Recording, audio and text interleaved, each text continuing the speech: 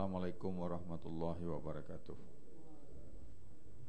Alhamdulillah wassalatu wassalamu ala Rasulillah wa ala alihi wa sahbihi wa man wala.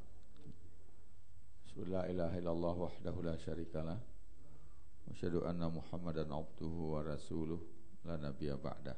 Amma ba'd. Kita teruskan tafsir surat Al-Hujurat ayat 10, 11, 12, mudah-mudahan sampai ayat 13. A'udzubillahi minasyaitonir rajim.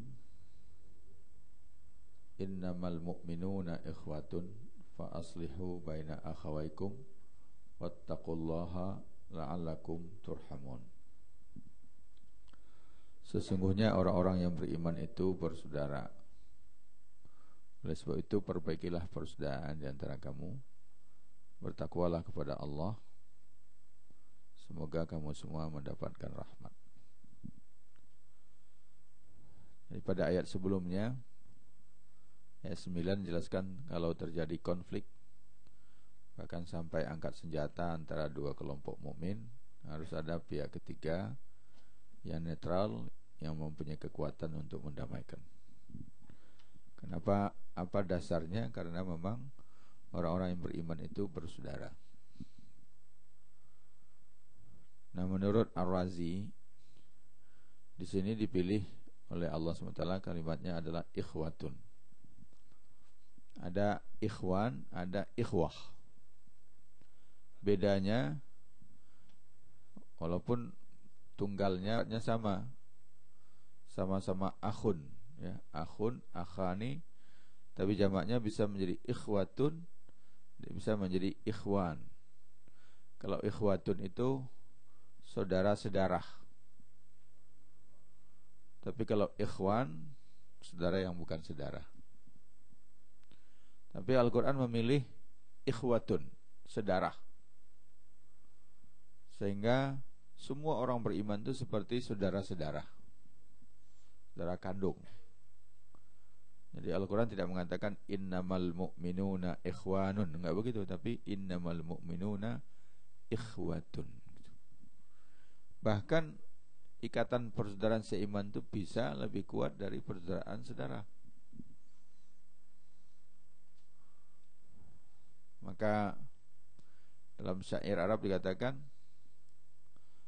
abil Islam laisa li abun siwal Islam iniftakharu bi qaisin wa tamimin.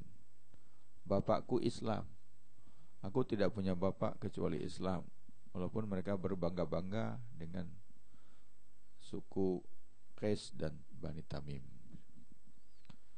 Bahkan Salman Al-Farisi kita tidak tahu siapa nama bapaknya. Pernah ditanyakan, Salman, siapa nama bapakmu? Salman menjawab, abil Islam laisa li aban illal Islam. Bapakku Islam, aku tidak punya bapak kecuali Islam.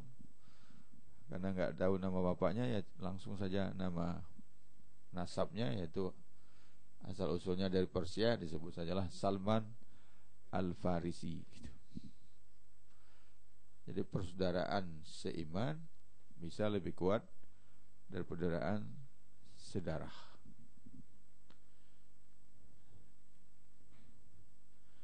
Nah, Allah memerintahkan kepada kita untuk selalu aktif memperbaiki persaudaraan.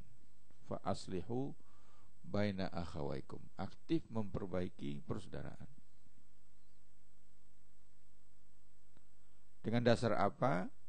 Dengan dasar takwa. Bukan dengan dasar harta. Kalau banyak harta kita bersaudara, enggak punya harta enggak bersaudara, enggak begitu. Kalau pangkatnya tinggi, saudara kita. Kalau enggak berpangkat, wah, masih satu kampung sih, satu kampung, tapi agak jauh sih rumahnya gitu.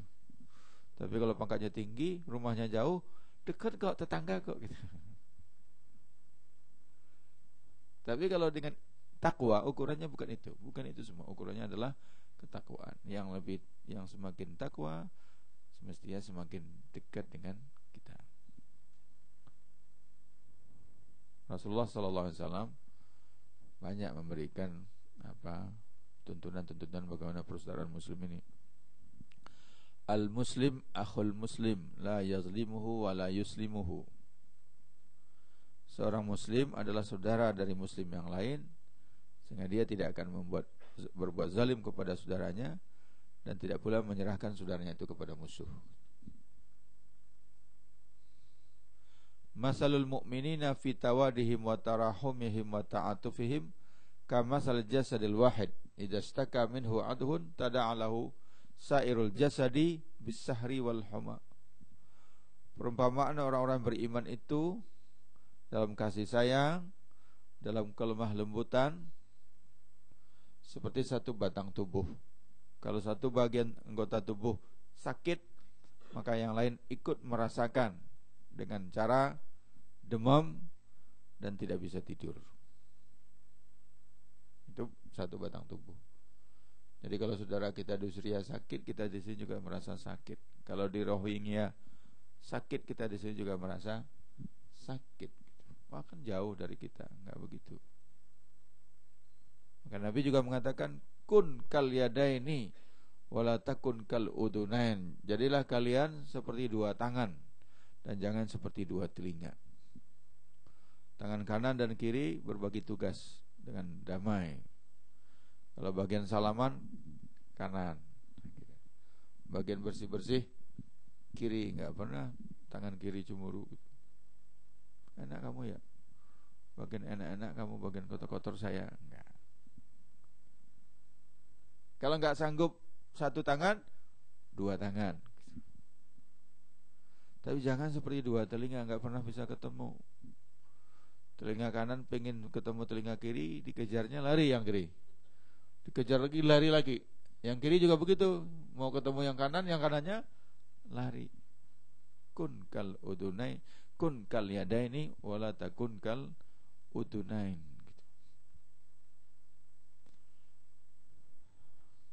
La yu'minu ahadukum hatta yuhibba li akhihi ma yuhibbu li nafsihi. Tidak beriman salah seorang di antara kamu sampai dia menyukai apa yang untuk dirinya, dia menyukai untuk saudaranya seperti dia menyukai untuk dirinya. Jadi kalau kita ingin hidup senang, kita juga ingin saudara kita hidup senang. Kalau kita ingin makan enak, kita juga ingin saudara kita makan enak. Itu standar itu. Walaupun sahabat bisa lebih dari itu. Sahabat bisa lebih dari itu, bisa mendahulukan orang lain walaupun dia sendiri membutuhkannya. Umar bin Khattab itu sudah lama pengen makan iga, daging iga. Lama sudah pengen makan itu. Nah, suatu saat datang tetangga ngantarkan. Wah, mantap ini. Begitu mau makan, ingat hadis Rasulullah sallallahu alaihi wasallam, akan sangat besar pahalanya kalau kamu menginginkan sesuatu dan kamu dapat, kamu berikan untuk saudaramu. Kata Umar, mungkin tetangga saya lebih memerlukan ini. Ditahannya seleranya, disuruh ngantarkan iga tadi ke tetangganya. Tetangganya juga begitu, ingat hadis Nabi juga. Ngantarkan lagi, akhirnya iga tadi keliling. Lama-lama balik lagi ke Umar. Ah, ini dia. Kalau rezeki nggak akan kemana gitu. Tapi kalau kita coba sekarang, kita berikan ke tetangga dengan niat mudah-mudahan balik lagi, nggak balik-balik.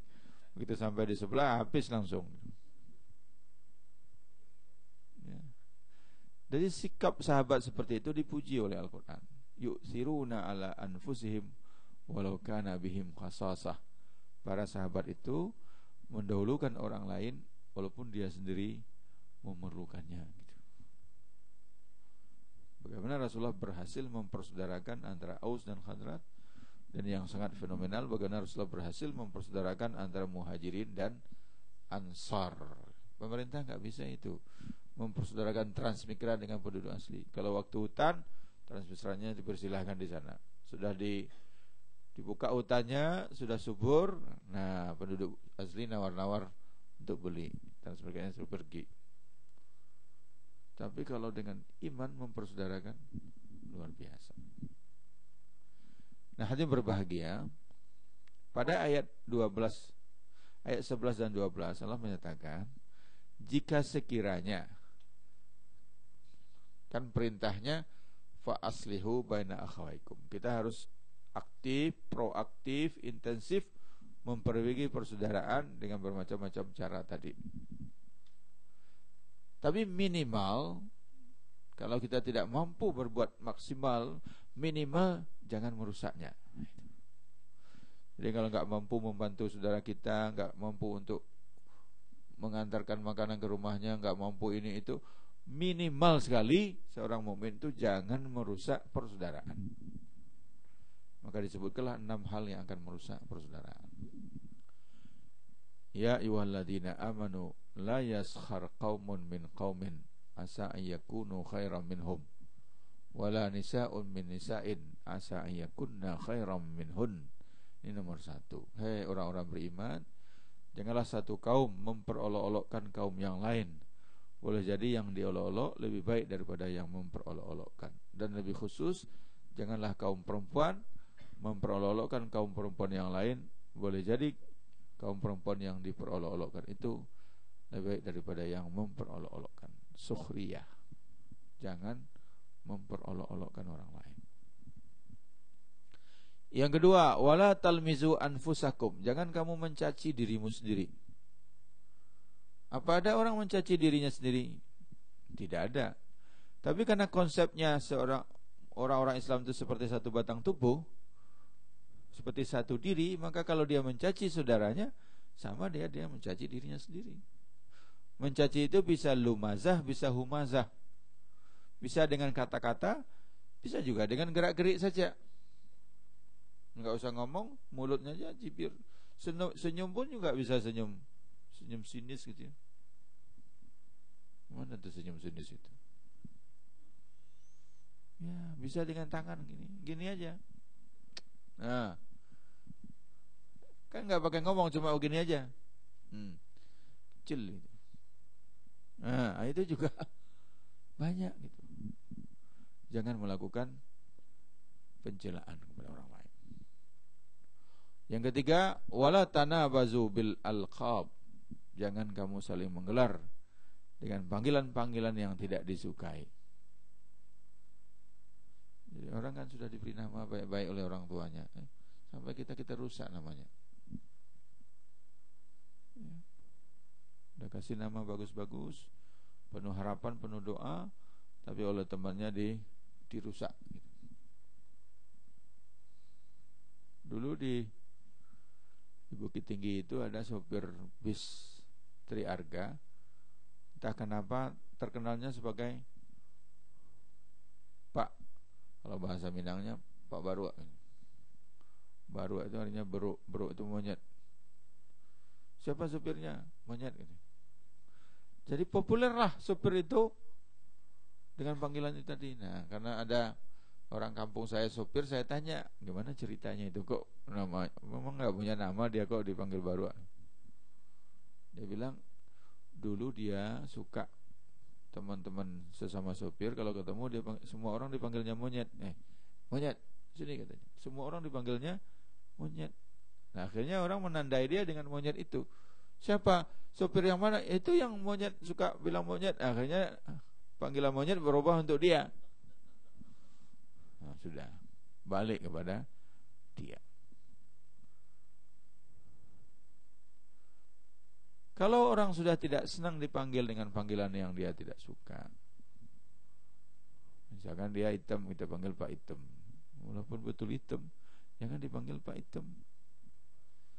Kalau orang putih dipanggil Pak Putih mungkin senang dia, tapi kalau hitam panggil hitam gak senang dia. Apalagi kalau hitam dipanggil putih juga gak senang. Ngejek kamu ya, hitam begini kok dibilang putih. Nggak boleh itu.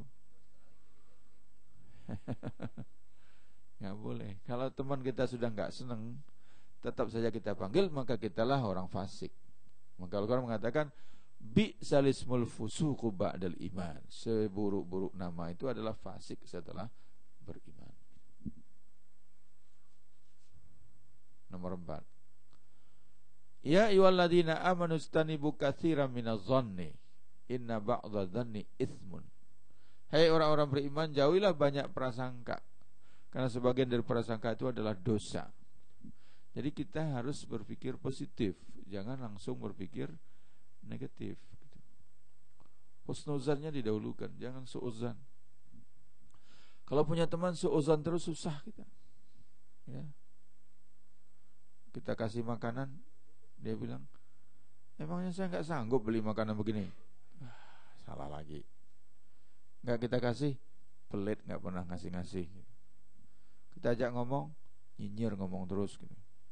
Kita nggak ngomong, sombong ya, nggak ngomong-ngomong.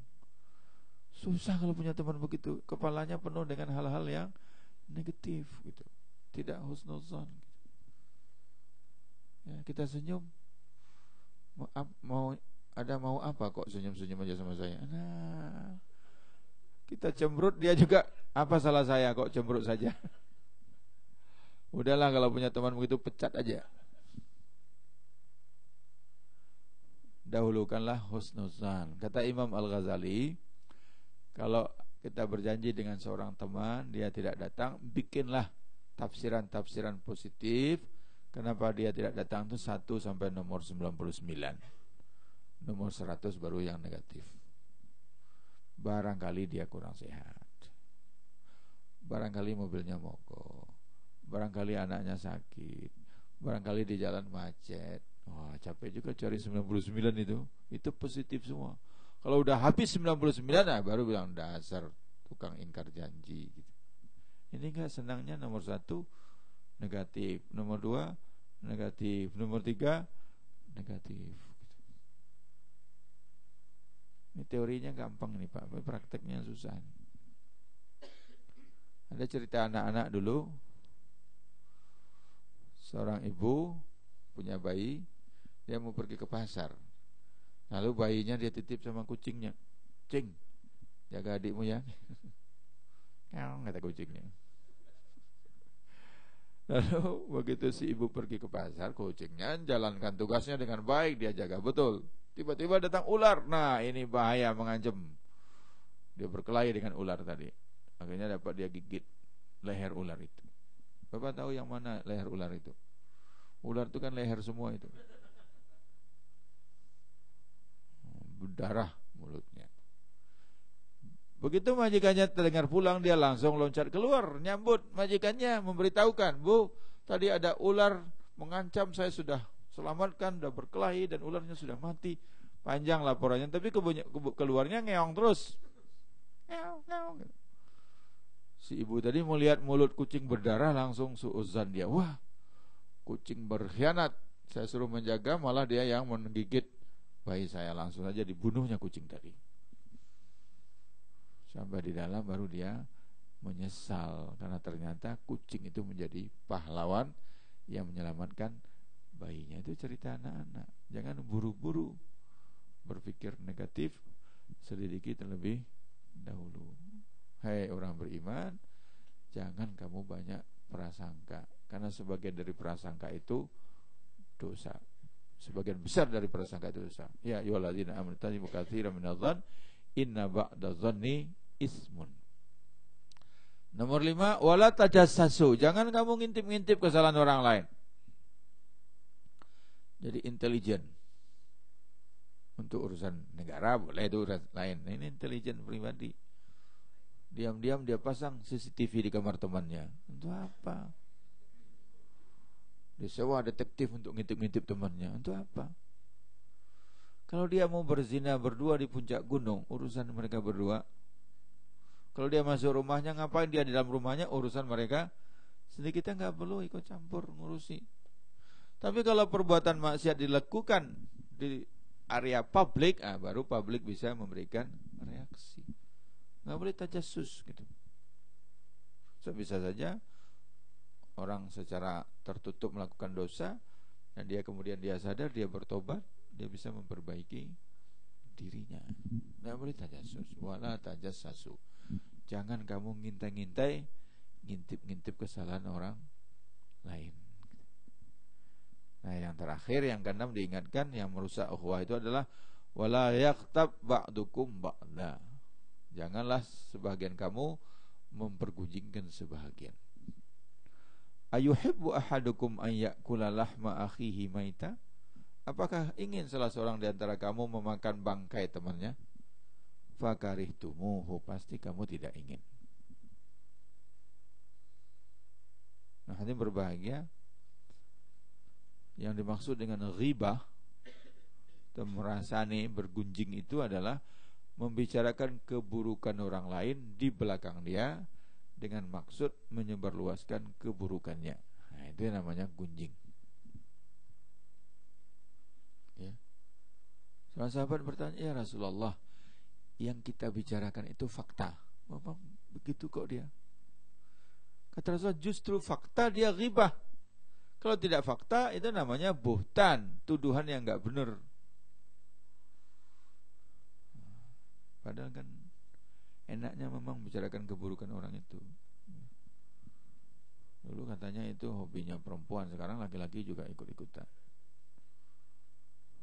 bicarakan. Kadang-kadang habis pengajian ustadz yang dipergunjingkan.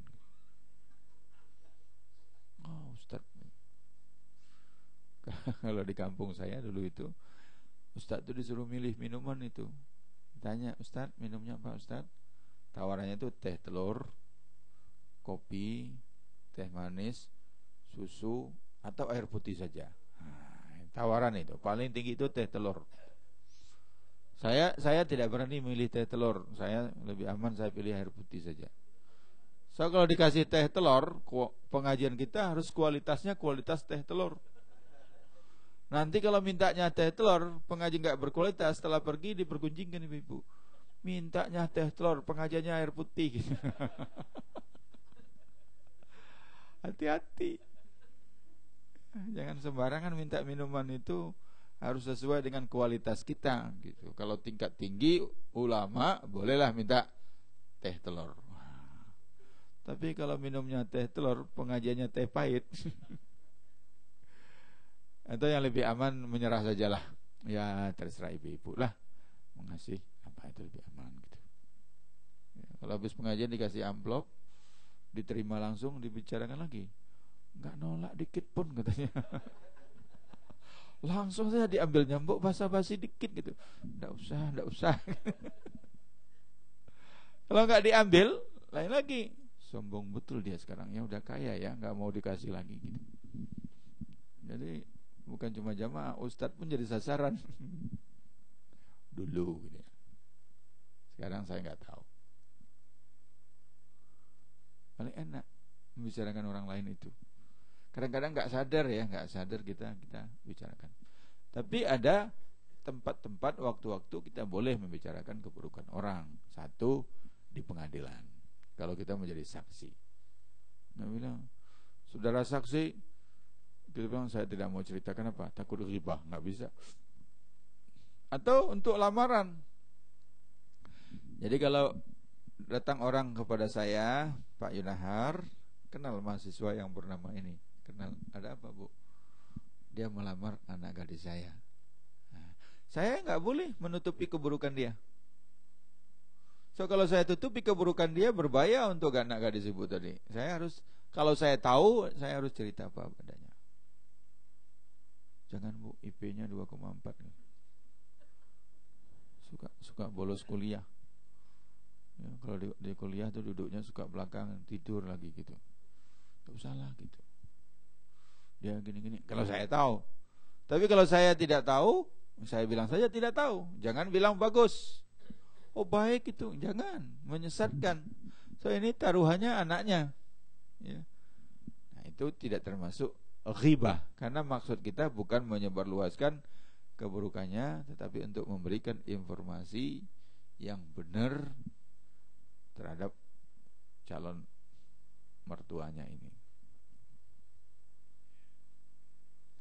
Nah, tetapi kalau keburukan dia itu sudah menjadi urusan publik, itu memang apa boleh buat. Seperti Abu Lahab misalkan ya, kan sudah urusan publik keburukannya. Al-Quran pun nyebut gitu, tabat yada Abi Lahabin wa tab ma aghna anhu maluhu wa ma kasab.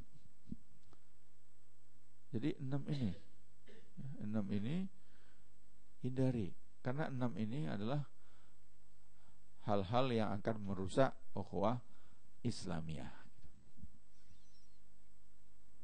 Nah, hadirin berbahagia, pada ayat ke-13 Allah berbicara tentang persaudaraan kemanusiaan.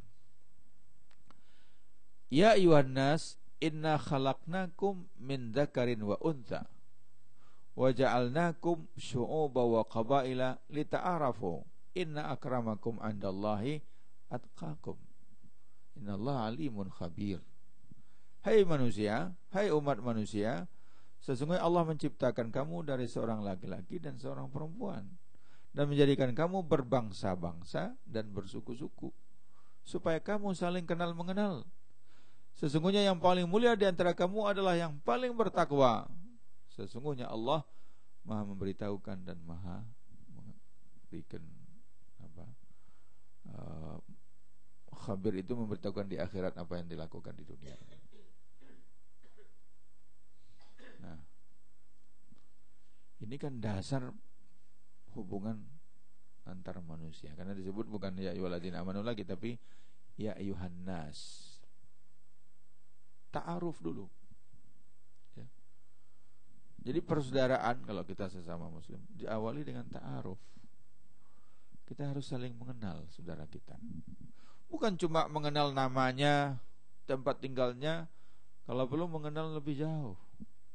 Kalau kita bersaudara sama umat Islam, teman-teman kita, kalau begitu sampai penyakit-penyakitnya kita tahu, pantangan-pantangannya juga kita tahu. Jangan sampai saudara kita itu hipertensi sampai di rumah kita suguhi gulai kambing. Gak cocok. Wah, saya gak ngerti ya. Nah, itu harus ngerti. Ta'aruf. Sampai ta'aruf budaya, ta'aruf problem-problem dia. Untuk apa ta'aruf? Ta'aruf untuk adanya tafahum ya. So kalau sudah saling mengenal akan saling memahami. Oh, ini dari Sumatera Utara, pantas suaranya keras. Oh, ini dari Makassar gitu ya. Oh, ini dari Bandung. Oh, ini orang Arab. Kita kan mengerti. Sesama Indonesia saja, antara satu anak suku bangsa dengan suku bangsa lain itu perilakunya sudah beda. Biasa kebiasaan juga sudah beda. Saya ngerti dua, satu Minang, satu Jogja, karena memang di situ hidupnya. Nah, kalau di Minang, kalau anak dinasihati bapaknya harus natep. Kalau menegur dimarahin. Orang tua ngomong tidak dilihat. Nah, jadi kalau bapak saya ngomong, saya harus nantang. Ya pak, ya pak. Kalau di Jogja dimarahi kalau menantang. Jadi kalau ngomong harus menegur. Kalau anaknya berani natap, kamu melawan ya. Gitu. Beda kan? Menghormati orang juga beda antara Minang dengan Jogja. Kalau di Minang menghormati orang mengangkat kepala, Pak, Pak. Kalau di Jogja menganggukkan kepala, Pak, Pak. Ya, saya sudah 29 tahun mengangguk-angguk kepala ini. Kalau saya pulang ke Padang sudah susah mengangkat kepala, udah terlalu biasa. Bukan, Pak. Di Jogja nggak ada orang menegur begitu. Ya Pak, nggak ada. Nah, coba satu ke atas menghormati, yang satu ke bawah. Nunjuk aja beda. Jogja nunjuk bukan pakai telunjuk, tapi pakai ini. Monggo. Gitu. Kalau di Arab begini dia. Ya kan? Syuaya, stand syuaya. Nyetop mobil pun begini orang nyetop. Kita begini sana. Beda. Nah, kalau kita kenal begitu, kita akan saling memahami. Kita saling memahami. Antara Indonesia dengan Arab beda. Orang Arab itu, anak-anak Arab bangga kalau kepalanya dipegang. Kalau kita marah, kepalanya dipegang. Saya kuliah dulu, ada dosen tua suka berdiri di tengah, tangan kanan di kepala teman di sini, tangan kiri di sini. Nah, mahasiswa Arab tuh senang kepalanya dipegang-pegang. Anak Indonesia udah kabur duduk belakang. Kita waktu muda-muda dulu sambil nonton majalah dinding itu, baca majalah dinding, datang teman dia pukul pantat kita. Enggak apa-apa. Tapi jangan coba di Arab mukul pantat orang. marah dia, homoseksual kamu ya gitu. Jadi beda-beda, saling memahami. Minum saja. Kalau di kita masuk rumah makan warung di Arab itu ya, air putih itu milik bersama. Jadi kalau ada air putih depan kita, datang orang baru datang, diambil aja, minumnya dia ikut minum, enggak masalah. Kalau teh baru milik pribadi, kalau air putih enggak. Gelas yang sama. Dulu kami studi tour dari Jamiah Imam Riyad ke Madinah. Kemudian seorang doktor, profesor doktor ceramah. Dihidangkan di depannya itu aqua. Ada gelasnya. Belum lagi profesornya minum, mahasiswa udah haus, datang ke depan, minta minum Pak gitu. Dikasih itu aqua tadi, dituangkan ke gelas, diminumnya separuh lagi disisakan. Nanti dosanya minum, diambil lagi itu, tambah. Biasa saja. Ini kurang ajar mahasiswa begitu itu. Sana biasa. Jangan heran. Jadi air putih adalah milik bersama. Di atas meja siapapun orang boleh minum. Nah, gitu. Nah, kecuali kalau aqua dibeli itu lain lagi. Biasa kebiasaannya berbeda gitu. Nah, harus ada tafahum. Nah, sekarang untuk apa tafahum? Untuk ta'awun, untuk saling tolong menolong. Oh, kita kenal dengan saudara-saudara kita, wah ini saudara kita kelemahannya ini kita tolong. Bukan untuk saling berbangga, tapi untuk saling menolong. Kayak kalau lebaran nanti kan ada pertemuan-pertemuan terah gitu ya. Datang saling cerita, bukan untuk berbangga. Wah, rumah saya 3, mobil saya 4. Kasihan yang datang naik bis kota, naik becak. Saling berkenalan. Gimana kabarnya, anaknya gimana? Wah, anak saya 5. Kuliahnya? Nah, itulah masalahnya. Gak mampu saya menguliahkan, gak punya uang. Lalu yang ini uangnya banyak. Kalau begitu saya bantu. Tadi naik apa? Naik becak. Gak punya mobil? Enggak. Tadi naik motor. 4 orang 1 motor. Iya. Nah, karena di rumahnya banyak motor, kasih 1. Itu namanya tafahum untuk ta'awun. Dan ta'awunnya itu kalau bisa sampai ke tingkat takaful, memberikan rasa aman, jaminan. Saya tidak khawatir kelaparan karena tetangga saya muslim, tidak mungkin dia biarkan saya kelaparan. Saya tidak khawatir anak saya tidak bisa sekolah karena tetangga saya muslim, pasti dia akan bantu. Itu kan takaful begitu. Makanya asuransi kan dinamai dengan takaful, karena memberikan rasa aman, jaminan. Jadi ada satu sekolah, satu-satunya murid sekolah swasta diterima di UGM, misalkan ya, ini cuma contoh saja, tanpa tes karena dia pintar. Tapi sayang tidak bisa mendaftar karena tidak punya uang. Dia cerita sama wali kelasnya, kata wali kelasnya, sayang ya, kamu pintar bisa terima tapi gak jadi kuliah gitu. Wali kelasnya cerita sama guru-guru yang lain, guru-guru juga bilang sayang ya gitu. Guru-guru juga cerita sama wali murid bilang sayang ya. Cerita sama komite sekolah dan sayang, sampai kepada wakil kepala sekolah sayang ya, sampai kepada kepala sekolah sayang ya. Udah banyak dia dapat sayang anak tadi. Lalu dia pergi ke UGM daftar atau diminta bayaran, ini sayang dari wali kelas, ini sayang dari guru-guru, ini sayang dari komite sekolah, ini sayang dari wali murid, ini sayang dari wakil kepala sekolah, ini sayang dari kepala sekolah. UGM gak mau terima, kita gak perlu sayang itu. Kalau itu sayang itu terjemahkan dalam bentuk uang. Sayang ya kamu gak jadi kuliah, nih saya bantu nih 100.000. Sayang kalau gak kuliah nih saya bantu 500.000. Lama-lama kan cukup juga. Tapi kalau cuma sayang saja, nggak ada kampus yang menerima pembayaran dengan sayang tuh nggak ada. Nggak tahu kalau di sini ada. Ini sayang dari bangsa Indonesia, nggak bisa. Harus konkret, takaful. Ukhuwah Islam yang begitu. Persaudaraan itu bisa macam alasan. Alasan-alasan primordialisme itu tidak dinafikan. Islam menerima, boleh. satu kampung, bikin persatuan satu kampung, boleh. Satu kampus, bikin persatuan, boleh. Sama-sama satu kloter pergi haji, bikin persatuan, boleh, nggak masalah. Banyak alasan. Tapi yang tidak boleh itu adalah kalau itu yang nomor satu. Hingga dikatakan berbangsa-bangsa boleh, bersuku-suku boleh, tapi ukurannya tetap takwa. Bukan yang mulia itu bangsa ini, yang mulia suku ini. Enggak, yang mulia siapa yang paling bertakwa. Nah, takwa itu kan prestasi, semua orang bisa meraih. Tapi kalau asal usul kan bukan prestasi. Enggak bisa kan?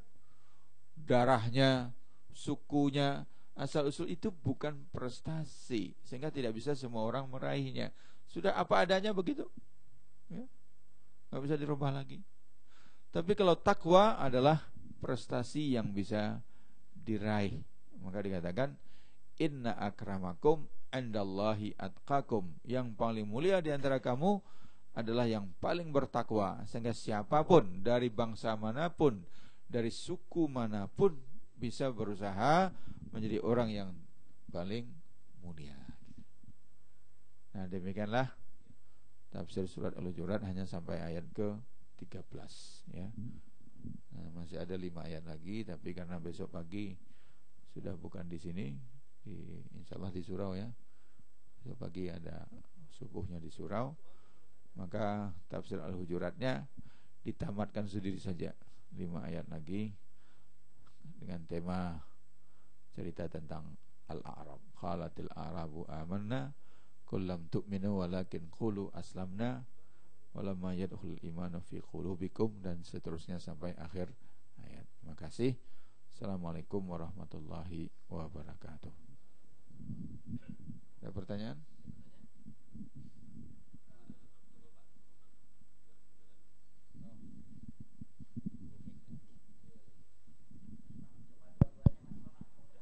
Semua. Assalamualaikum warahmatullahi wabarakatuh. Tentang gibah itu Zat, tentang bergunjing. Kalau personal, oke, gitu, insya Allah kita paham bahwa itu nggak boleh. Tapi kalau misalnya kita bergunjing dalam konteks misalnya politik, misalnya kita mempergunjingkan keburukan pemerintahan SBY misalnya, itu kan tidak personal sebenarnya institusi, tapi kita membahas itu, masalahnya ini dan itu, mungkin oleh pemerintah itu ya dianggap sesuatu yang tidak senang juga kalau mereka mendengar gitu. Nah, gimana kira-kira kalau konteksnya begitu, boleh nggak? Jadi sesuatu yang sudah bersifat publik itu menjadi milik publik. Yang namanya kebijakan pemerintah kan sudah publik. Jadi semua orang boleh memberikan masukan, kritikan. Tapi kalau nyerang pribadinya, itu sudah beda ya. Jadi kita mengkritik itu kebijakan, bukan pribadi. Wah, diskusi kan juga begitu. Kita diskusi pemikiran, bukan orangnya.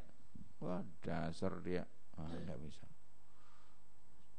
Jadi dibedakan. Kalau ghibah itu adalah sesuatu yang bersifat pribadi, yang negatif, kita bicarakan di belakang dia untuk menyebarluaskan keburukannya. Tapi kalau sebuah katakanlah presiden, menteri atau jabatan-jabatan publik lainnya, kebijakan dia kan menyangkut banyak orang, termasuk yang bicara tadi. Jadi dia berbicara itu harus dalam konteks mengkritik, memberikan masukan-masukan, bukan dalam rangka menjelek-jelekkan. Itu berbeda ya. Dan pengamat politik itu kan membicarakan kebijakan, bukan membicarakan pribadi. Nah, kalau infotainment baru urusan pribadi dia. Cuma kadang di dalam membicarakan tuh ada unsur personal juga ya. Misalnya kritik terhadap SB yang lamban misalnya, itu kan cenderung personal gitu. Gimana tuh San? Itu tidak personal. Itu cara dia mengerjakan atau melakukan tugasnya, bukan personal. Kalau dia urusan dia dengan istrinya baru personal. Urusan dia dengan anaknya baru Personal, kalau dia berjalan urusan pribadi lambat, urusan dia. Tapi kalau mau mimpin, itu bukan personal. Ya. Boleh saja secara terbuka, tapi tetap dalam rangka bukan untuk menjelek-jelekkan atau menyebarluaskan keburukan. Gitu. Ya. Bukan personal itu. Tapi kalau ngomongnya, cara ngomongnya, itu memang personal, jangan dijadikan bahan tidak objektif gitu ya, tidak objektif gitu. Wah kayak perempuan, nah itu bukan, itu tidak kebijakan namanya itu. Ya, ada lagi? Ya, Pak Bambang. Kalau gitu bagaimana dengan demonstrasi kepada presiden katakanlah? Di sana banyak sekali diomongkan hal-hal terkait dengan kebijakan, terkait dengan pribadi juga kadang yang disinggung. Yang namanya demonstrasi itu kan unjuk rasa, ingin menyampaikan pikiran-pikiran kita, masukan-masukan. Kalau orang lain lewat nulis, lewat media, kalau ini lewat datang langsung. Tetap harus ada sopan santunnya, tetap ada etikanya, nggak boleh menghina, nggak boleh melecehkan, nggak boleh apalagi anarkis gitu ya. Nah itu yang kadang-kadang tidak tercapai gitu. Jadi seolah-olah kalau demo itu halal segala-galanya. Menghina orang, maki orang, mencela orang, rusak pagar, ya, merusak trotoar, seolah-olah semuanya menjadi halal. Enggak. Kalau begitu bisa rusak semua nanti. Makanya pagar DPR itu kan sudah berkali-kali diganti tuh. Dirobohkan gitu. Walaupun kita ya mungkin kayak air ya. Air itu kalau kalau dihambat-hambat kan dia bisa merobohkan gitu. Nah, oleh sebab itu harus diciptakan ada salurannya. Kalau air itu ada salurannya terus insya Allah tenang aja, nggak ada masalah. Tapi kalau dihambat-hambat, nah satu saat dia menjadi bahaya, dia besar, dia pobol semuanya itu. Makanya dalam dunia demokrasi kan jangan sampai pernah menutup saluran demokrasi itu harus ada. Kalau secara normal semua bisa disalurkan, kan tidak akan terjadi hal-hal seperti itu. Nah, karena begitu tidak bisa disampaikan secara normal, nah baru orang untuk cari cara-cara yang lain. Unjuk rasa, demo gitu ya. Kadang-kadang masyarakat juga bosan juga dia. Demonya nggak selektif gitu. Demo itu harus selektif. Di kampus pun juga harus demo yang selektif. Jadi kalau ada mahasiswa nggak masuk kuliah, terus nggak boleh ujian, lalu demo, nggak simpatik. Siapa yang mau bantu? Tanya, demo apa? Nggak boleh ujian. Kenapa nggak boleh ujian? Nggak pernah masuk kuliah. Ya pantas nggak boleh. Jadi demo itu harus tema-tema yang memang penting. Nah, tapi kalau sedikit-sedikit demo kan demo pun bisa mengalami inflasi. Nggak ada nilainya lagi. Jadi sehingga demo itu kan menarik perhatian orang. Orang pun sudah tidak tertarik. Kalau kepentingan orang banyak terganggu terus, malah bisa mendatangkan antipati gitu ya. Nah, jadi bukan masalah demonya, tapi masalah cara berdemo. So, demo itu salah satu cara saja untuk menyalurkan aspirasi. Itu cukup. Oh, mau nanya juga. Melihat sejarah Islamnya, terutama setelah Khulafaur Rasyidin, itu banyak sekali konflik di antara para sahabat. Padahal mereka semuanya hadir di masa Rasulullah. Dan itu ya melihat hubungan dengan yang sifat-sifat tadi bahwa sungguhnya kaum muslim bersaudara itu. Analisanya itu kenapa Ustaz sampai ya terutama sampai peristiwa seperti Karbala atau yang lainnya? Itu penjelasannya panjang gitu ya, nggak bisa singkat itu. Saya buat makalah itu panjang itu. Saya khawatir kalau saya jelaskan secara singkat kurang pas gitu ya. Jadi mungkin lebih baik ditunda saja. Satu kuliah sendiri. Misalkan saja kenapa terjadi perang antara Ali dan Aisyah. Kenapa terjadi perang antara Ali dan Muawiyah itu tidak mudah untuk menjelaskannya. Jadi harus dijelaskan. Kita banyak sumber, Tarikh At-Tabari, Tarikh Ibnu Katsir dan segala macamnya itu. Dan mungkin lebih baik nggak usah dijawab sekarang ya.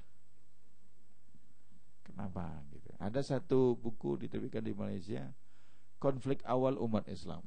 Itu bagus sekali, dia menjelaskan semuanya, tapi kita berada pada posisi yang adil ya. Tidak buru-buru. Karena ada orang tiba-tiba buru-buru nyalahin Muawiyah terus, bisa juga nyalahin Ali. Enggak, kita jelaskan. Karena ini sahabat-sahabat utama semua. Kita harus cari apa sebabnya gitu. So, Ali bin Abi Thalib kan sepupu Nabi, menantu Nabi. Aisyah istri Nabi. Nah, ini orang-orang yang dijamin masuk surga semua ini. Ya. Siapa? Ali. Oh, Muawiyah tidak termasuk yang dijamin. Kalau Ali, Muawiyah juga ada penjelasannya. Kalau makalah yang saya tulis, nggak ada yang salah sahabat itu. Ada faktor di luar mereka yang menyebabkan konflik itu tidak bisa dihentikan. Ya, ada faktor di luar itu yang menyebabkan konflik tidak bisa dihentikan, terlanjur pecah gitu. Ya, panjang itu ceritanya. InsyaAllah lain kali kalau ada kesempatan, temanya satu itu saja. Ada lagi? Cukup? Enggak sih, kalau jawabannya cekap semanten. Cukup sekian maksudnya. Mbak Darwan nggak ngerti cekap semanten gitu ya. Yen pangapunten. Kula ngaturipun. Baik, terima kasih banyak. Billahi taufik wal hidayah. Wassalamualaikum warahmatullahi wabarakatuh.